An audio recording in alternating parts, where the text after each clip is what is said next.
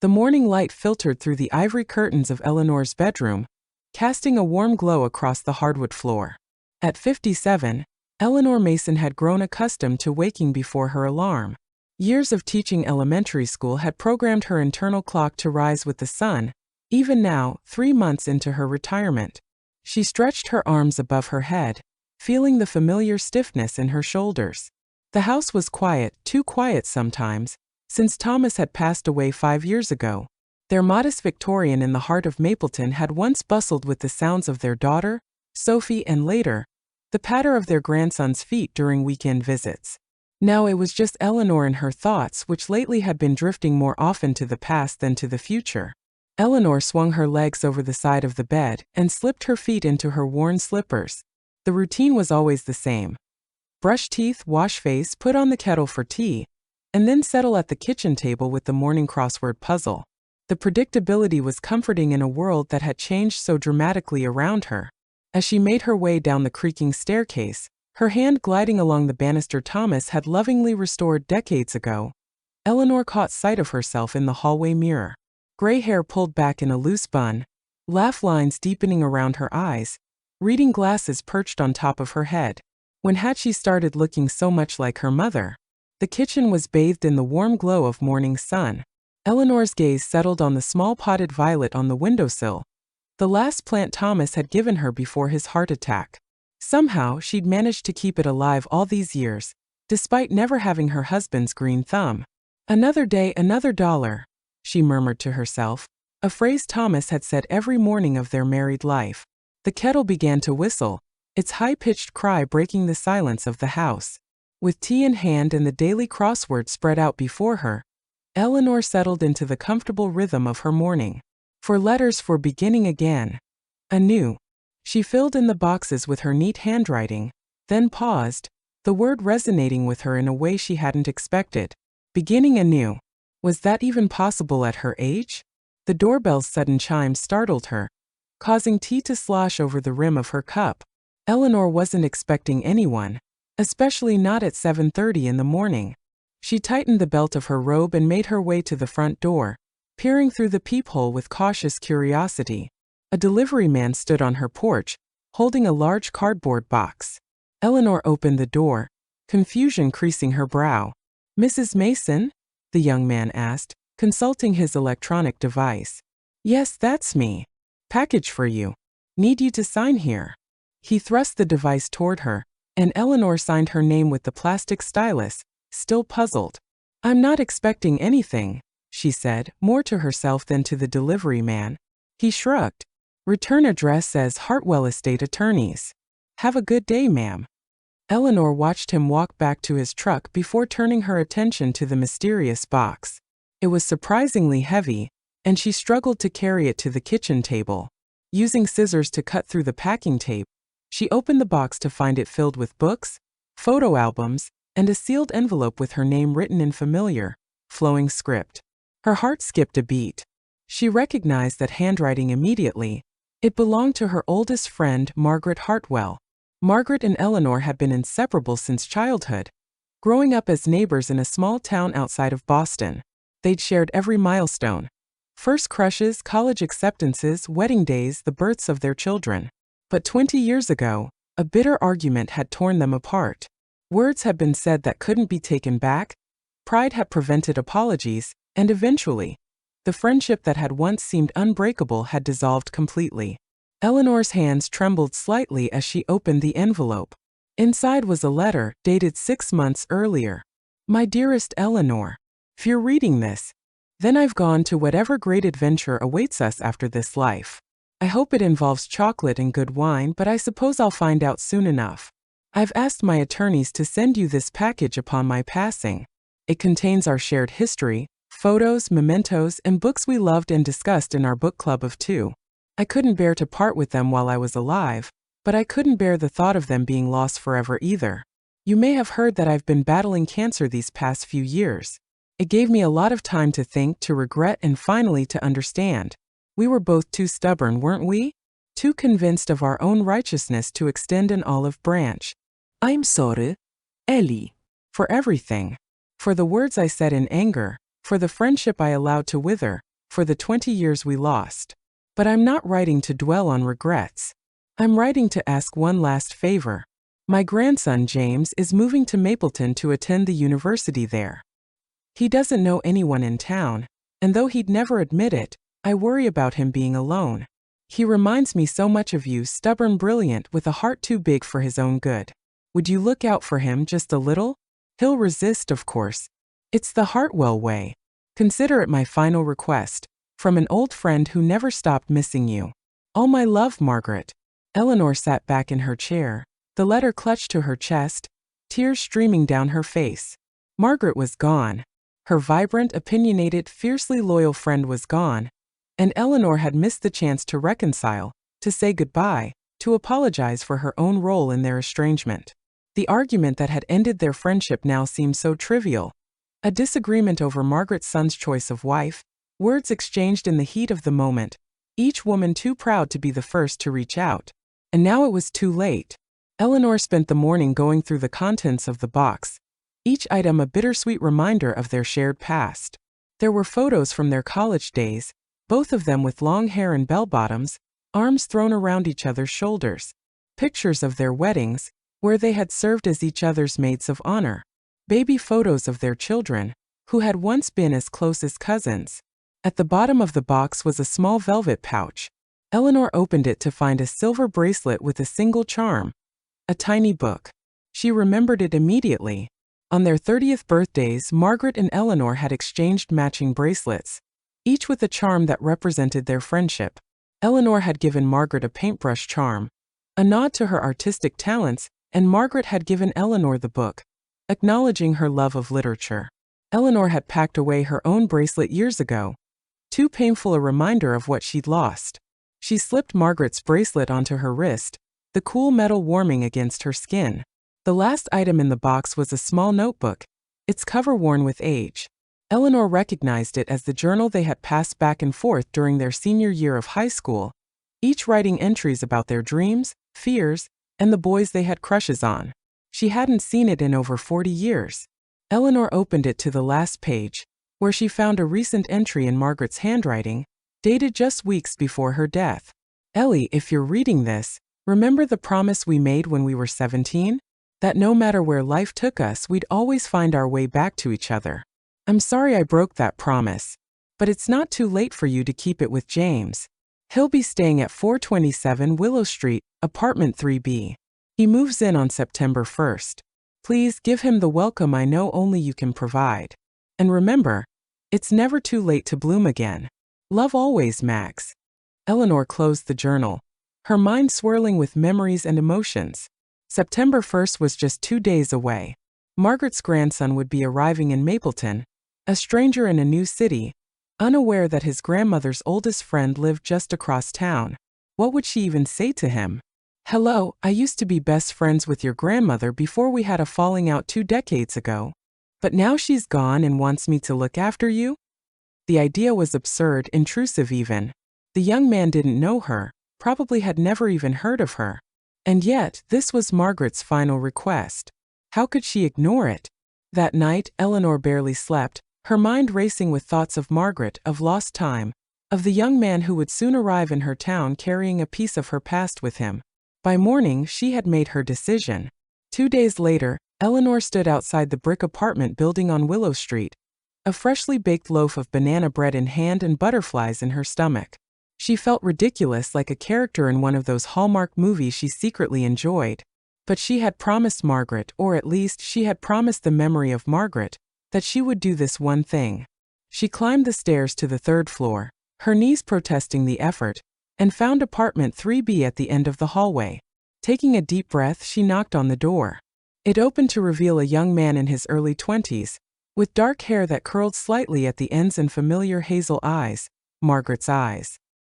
He looked at Eleanor quizzically, clearly not expecting visitors. Can I help you? He asked, his voice polite but cautious. Eleanor suddenly felt every one of her 57 years, standing before this young man who had his whole life ahead of him. What was she doing here? I'm Eleanor Mason, she began, her voice steadier than she felt. I was a friend of your grandmother's. Recognition flickered across his face, followed by surprise. Eleanor? Grandma's Eleanor. Eleanor nodded, touched that Margaret had spoken of her to her grandson. Please come in, James said, stepping aside to allow her entry. Grandma told me all about you. She said you were the sister she never had. The apartment was a chaotic array of half-unpacked boxes, the furniture sparse and clearly chosen for function rather than style. But there, on a bookshelf already assembled and filled, was a framed photo that made Eleanor's heart catch. Margaret and herself, arms linked, standing before the Eiffel Tower during their post-college European adventure. She gave me that photo before I left, James explained, following her gaze. Told me to look you up if I ever needed anything.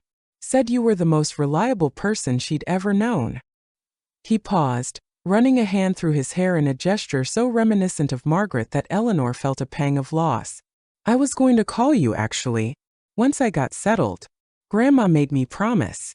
Eleanor handed him the banana bread, touched beyond words that Margaret had spoken of her to her grandson, had kept their connection alive in some small way despite the years of silence between them. Well, I've saved you the trouble, she said, finding her voice at last. And I've brought provisions.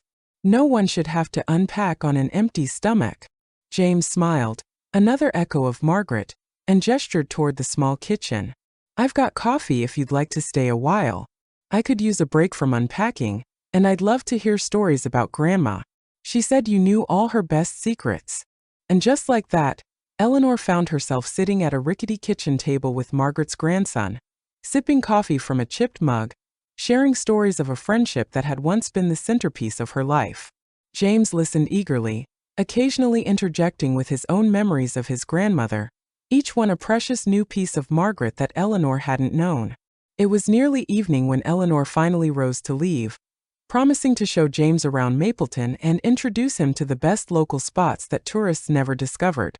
As she walked back to her car, she felt lighter somehow, as if a weight she'd carried for 20 years had finally been lifted.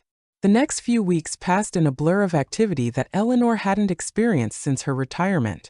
She took James to her favorite bookstore, introduced him to the owner of the local cafe who made the best scones in 3 counties, and showed him the hidden paths through the university campus that would save him time between classes. In return, James brought youth and energy into her quiet life. He introduced her to podcasts and showed her how to use video chat to keep in touch with Sophie, who lived on the opposite coast with Eleanor's grandson. He helped her set up social media accounts, though Eleanor still wasn't entirely convinced she needed them. One evening, as they sat on Eleanor's porch swing enjoying the cool September air, James turned to her with a serious expression. I have something for you, he said, reaching into his pocket. Grandma gave it to me before she died. Told me to give it to you when the time felt right. He handed her a small velvet box. Eleanor opened it with trembling fingers, to find a silver charm in the shape of a bridge. She said it was to complete your bracelet, James explained. Said it represented the bridge between past and present, and the connections that never truly break. Eleanor added the charm to her bracelet, tears blurring her vision. It was so like Margaret to have the last word, to reach across the divide of death itself, to offer one final gesture of reconciliation. Thank you, she whispered, both to James and to the memory of her friend. This means more than you can know. James smiled softly. I think I have some idea. Grandma told me everything you know. About your fight. About how neither of you knew how to make the first move toward reconciliation. She regretted it deeply. So did I, Eleanor admitted. Every day. James was quiet for a moment, then said, She also told me about the garden. Eleanor looked at him in surprise. The garden, the one you two planned when you were young. A place where you'd grow old together, drinking wine and complaining about your husbands. He grinned. Grandma said it was the dream that got away. Eleanor remembered it well. The hours they'd spent sketching plans for their imaginary garden. The promise they'd made to buy adjoining houses in their old age, so they could share a backyard oasis. Another dream lost to time and circumstance. I was thinking, James continued hesitantly. My apartment is pretty small, and this house has an awfully big yard for just one person. Maybe we could start that garden, in her memory. I don't know much about gardening, but I'm willing to learn. The suggestion took Eleanor by surprise, but as she considered it, A warm feeling spread through her chest. A garden, a project, a connection to Margaret, and to this young man who carried her spirit. "I think that's a wonderful idea," she said at last. "Though I should warn you, I don't have your grandmother's green thumb. The only plant I've managed to keep alive is that violet in the kitchen window." James laughed. "Then we'll learn together. Grandma always said the best way to honor someone's memory is to live fully in their absence." That night, after James had gone home, Eleanor sat at her kitchen table with a blank piece of paper and began to sketch out ideas for the garden. She imagined roses climbing trellises, a small vegetable patch, perhaps a bench where she could sit and feel close to Margaret again. As she drew, she realized something was shifting inside her. The grief was still there, would always be there in some form, but alongside it was now a sense of possibility, of new beginnings. Margaret was gone, but she had left Eleanor with an unexpected gift, a chance to bloom again, to grow new connections, to create beauty from loss. The next morning, Eleanor woke with a sense of purpose she hadn't felt in years. She dressed quickly, no longer content to spend her days with crossword puzzles and quiet routines. She had a garden to plan, a young man to mentor, a life to reclaim.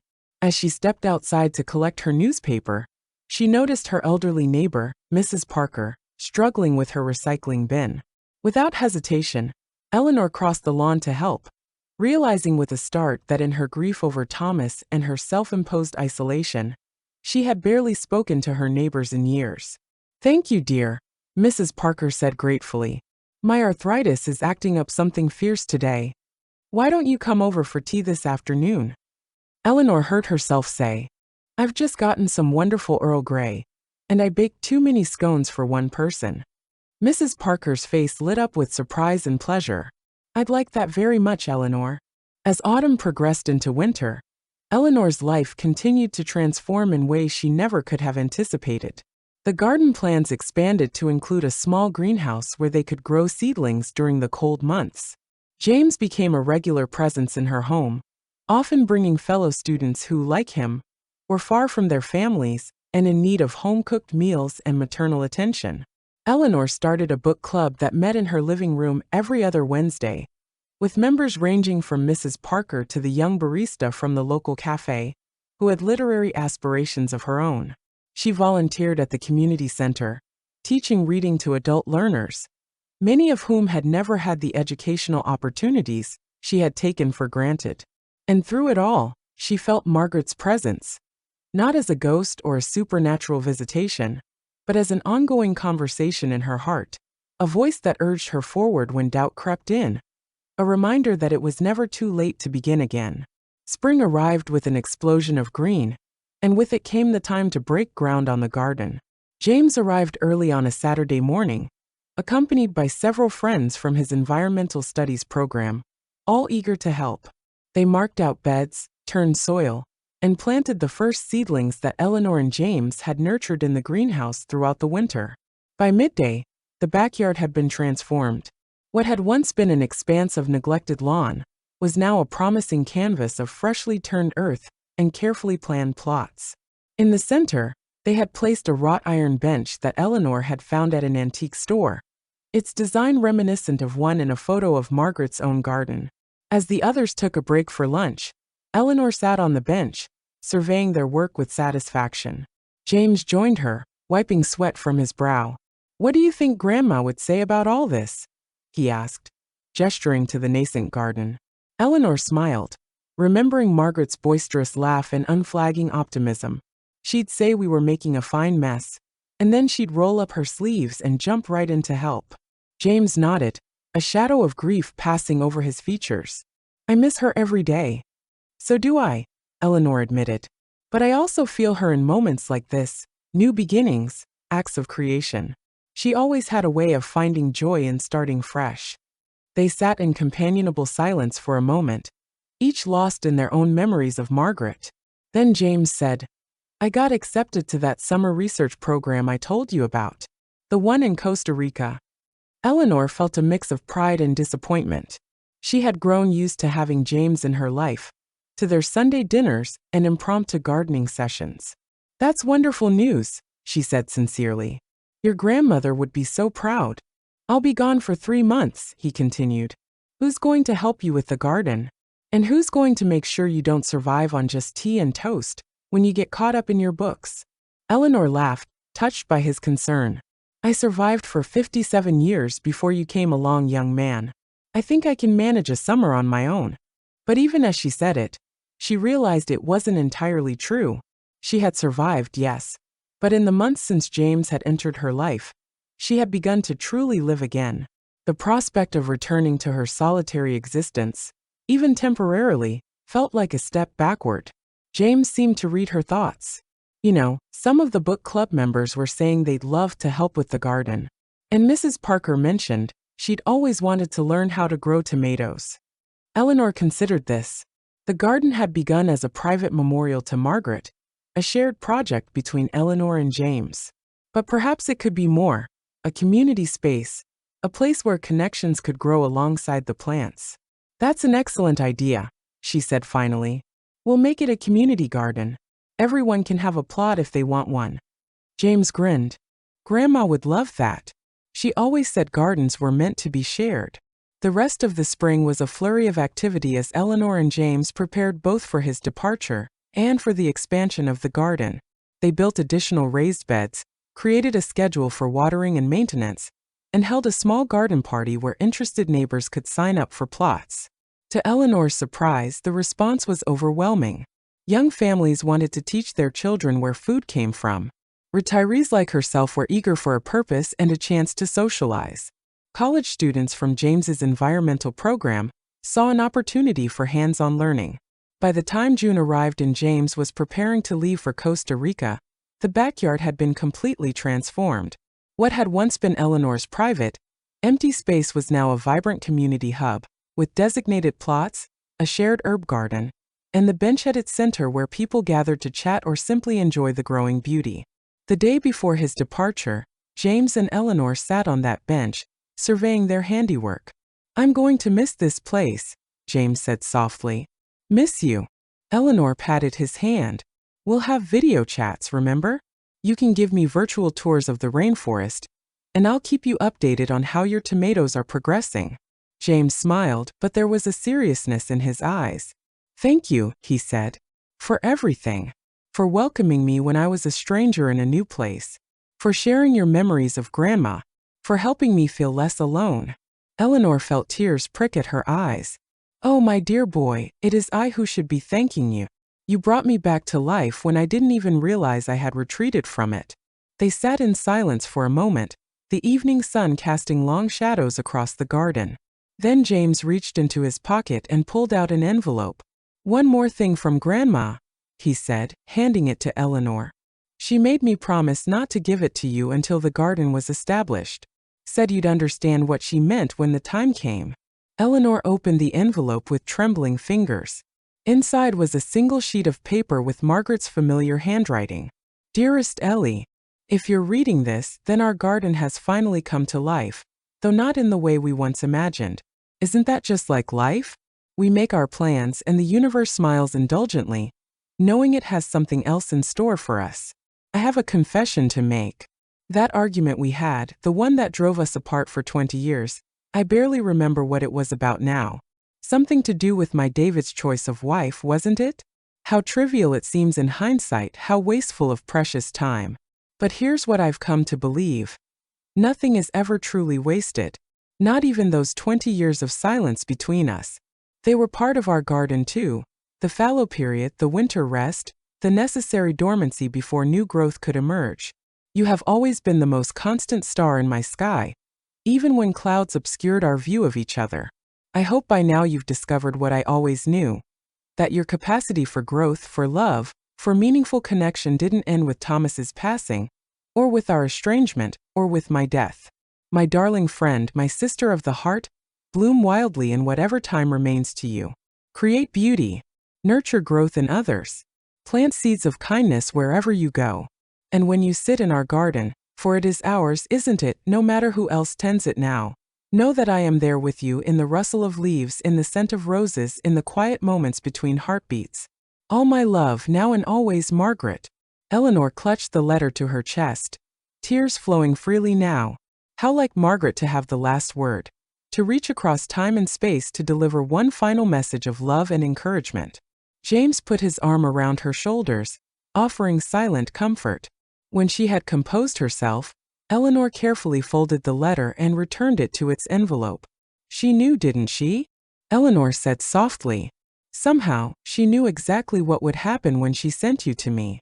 James smiled. Grandma always did think she was 3 steps ahead of everyone else. And she usually was, Eleanor admitted with a small laugh.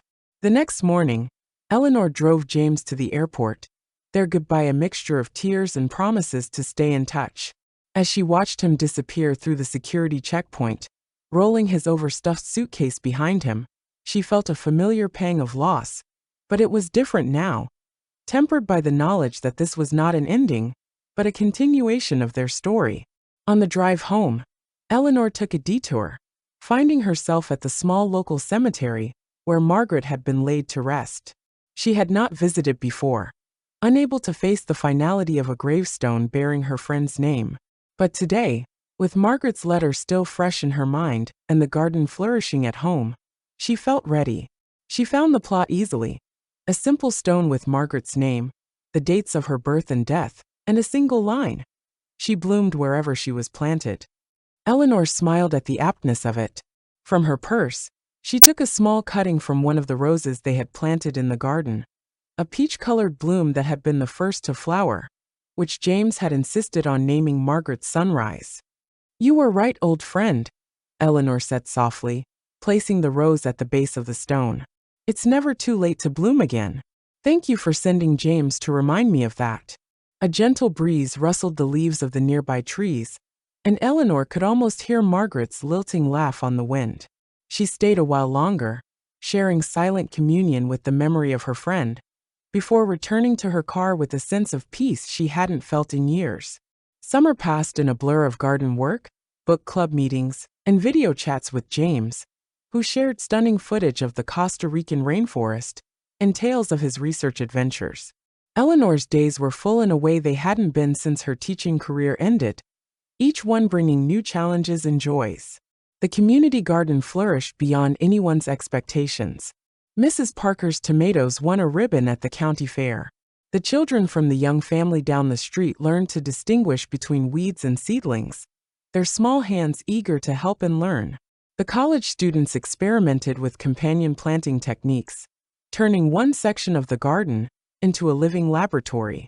And at the center of it all was Eleanor, who discovered talent she never knew she possessed, for organization, for teaching, for bringing disparate people together around a common purpose. She found herself consulted on everything from pest control to conflict resolution when neighbors disagreed about garden boundaries. By the time autumn arrived and James returned from Costa Rica, the garden had become a neighborhood institution, and Eleanor had become its heart.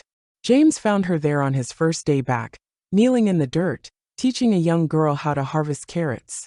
Looks like you managed just fine without me, he called, setting down his backpack at the garden gate. Eleanor looked up, her face lighting with joy at the sight of him. She rose to her feet, brushing dirt from her knees, and moved to embrace him. Welcome home, she said, the words surprising her even as she spoke them. But it was true. Her house had become a home to James, just as he had become family to her. That evening, as they sat on her porch swing sharing stories of their summer apart, Eleanor felt a deep sense of contentment settle over her. The grief for Thomas was still there, a quiet ache that would never fully disappear. The loss of Margaret was still fresh in some ways, a conversation interrupted rather than concluded. But alongside these sorrows was a new joy, a life reimagined and rebuilt around connections she never could have anticipated. I've been thinking, James said suddenly, interrupting her reverie. My lease is up at the end of the semester. The apartment's fine, but, Eleanor prompted when he hesitated. But I was wondering if you might consider renting me the spare room here. Just until I finish my degree, he added quickly. It would be closer to campus, and I could help more with the garden and the house. Eleanor felt her heart swell with unexpected emotion. The spare room had been Sophie's, then a guest room, then a storage space for memories she couldn't bring herself to sort through. The thought of it filled with life again, with James's books and clothes, and the boundless energy he brought to everything he did, filled her with quiet joy. "I think that would be wonderful," she said simply. James's face broke into a relieved smile. "Really? You wouldn't mind having a graduate student underfoot all the time?" Eleanor laughed. "This house was built for family, for noise and movement in life. It's been too quiet for too long." As they sat watching the sun set over the garden they had created together, Eleanor thought about the strange, winding path that had led her here, from the grief of losing Thomas, to the hollow years of retirement, to the unexpected gift of Margaret's final message, to this moment of perfect contentment with a young man who had been a stranger less than a year ago. Life never moved in straight lines, did it? It spiraled and doubled back. It took detours and scenic routes. And sometimes, when you least expected it, it led you exactly where you needed to be. Winter came, bringing with it holidays that Eleanor had dreaded in her solitude, but now embraced with new enthusiasm. James helped her decorate the house, stringing lights along the porch and setting up the Christmas tree that had remained boxed in the attic for several years. Sophie and her husband brought little Thomas for an extended visit, the house ringing with the delighted squeals of a 3-year-old discovering the joys of a grandmother who had awakened to the pleasure of play again. The spare room, now James's room, temporarily became a nursery, filled with the sweet sound of childish breathing and midnight whispers. On Christmas Eve, as snow fell gently outside, Eleanor found herself surrounded by an expanded family she never could have imagined a year earlier. Sophie and her husband chatted amiably with James by the fireplace, little Thomas played with blocks on the rug, and several members of the garden community had stopped by with gifts and holiday wishes. In the midst of the festivity, Eleanor slipped away to the kitchen for a moment of quiet reflection. She touched the silver bracelet on her wrist, now adorned with Margaret's bridge charm, and felt a wave of gratitude wash over her. "Thank you," she whispered to the air, to Margaret's memory, to whatever force in the universe had given her this second chance at a life filled with meaning and connection. From the living room came the sound of laughter, James telling one of his animated stories, no doubt, and Eleanor smiled, ready to rejoin the celebration. As she turned to go, her gaze fell on the violet in the kitchen window, Thomas's last gift to her, still thriving after all these years. Beside it now stood a row of seedlings in small pots, the first preparations for next spring's garden. Life continuing, renewing, finding new expressions. The past honored but not imprisoned by. The future embraced with open arms. Eleanor touched a gentle finger to one of the seedling's tiny leaves. "Second bloom," she murmured to herself, understanding at last the title Margaret had written at the top of her final letter. It wasn't just about the garden, or even about their rekindled friendship across the divide of death. It was about Eleanor herself, finding her way back to life after loss, discovering that the capacity for growth, for joy, for meaningful connection remained within her, dormant perhaps but never extinguished. As she rejoined her expanded family in the living room, accepting a cup of eggnog from James and settling into her favorite chair with little Thomas climbing immediately into her lap, Eleanor felt a sense of completion that had eluded her for years. The circle had not been broken after all. Not by death, not by estrangement, not by the passage of time. It had simply expanded, making room for new connections, new love, new purpose. In the spring, when the garden bloomed again, she would sit on the bench at its center, feeling Margaret's presence in the rustle of leaves and the scent of roses. She would watch James graduate, his proud face scanning the crowd for her as he accepted his diploma. She would welcome neighbors to harvest vegetables from the community plots, their lives intertwining with hers in ways both simple and profound. And she would remember the lesson that Margaret had gifted her in that final letter, that it is never too late to begin again, to reach out, to create beauty from loss, to bloom wildly in whatever time remains. For now, though Eleanor was content to be exactly where she was, in a house warmed by love and laughter, surrounded by the family of her heart, her roots secure and her face turned toward the light growing still.